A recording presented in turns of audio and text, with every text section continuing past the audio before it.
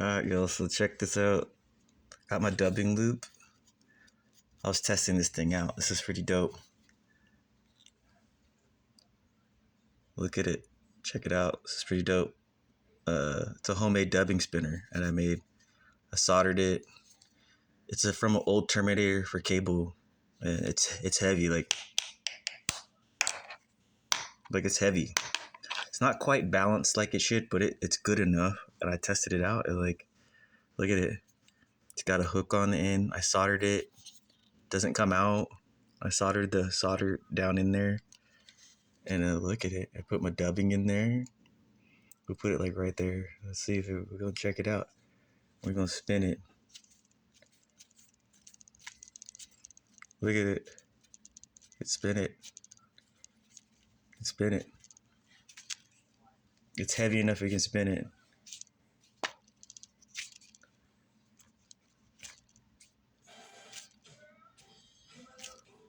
It's not perfectly balanced like the nice fancy ones, but look at, boom. Look at that. Look at, yeah, that's cool, huh? Homemade dubbing spinner. That's awesome. Look at that. So I made a homemade dubbing spinner. Pretty dope. It works. It works just like the nice fancy one's pretty good. It's a little wobbly. It's not quite balanced. You can see like it's not quite. It's a little off. But it spins pretty good, like, and for what I'm doing, homemade dubbing spinner. Instead of buying one, I made one. I don't know, tonight I was just sitting here, I was like, man, I was thinking about it because I was getting ready to order one. And then I said, wait a minute, I have a piece of like tight, heavy wire that won't move.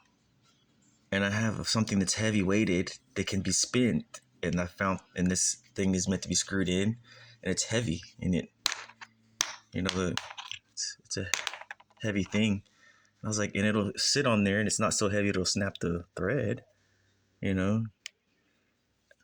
What else am I gonna start making? Next thing you know, I'm gonna have my own type of dubbing spinner and make one. Well, here's a homemade one, and I have a couple more of these laying around that just left over from when I used to do that work, and they were damaged, broken ones, and we would throw them away in the trash. We would just throw them away in the trash because we can't use them. Really anymore, because they're meant so you screw them on in, and then they terminate the power signal, and then and then some signal can still get through on the end of this end. But this one was damaged, it doesn't work right anymore, and so I just had it laying around in the house. I was like, that one doesn't work no more. Hey, I can make it, and I'm not doing that anymore, but I just happen to have one. I was like, hey, I can make a dubbing spinner out of that and repurpose it, because this would have been thrown away if I was still doing that job. They would have told me to throw this in the dump. Yeah, homemade dubbing spinner. How about that? Jack of all trades, a little bit handy. All right, y'all. Thanks for watching. Checking out my whole new cool little toy, new little fly tying tool. All right, craftsman. All right, bye.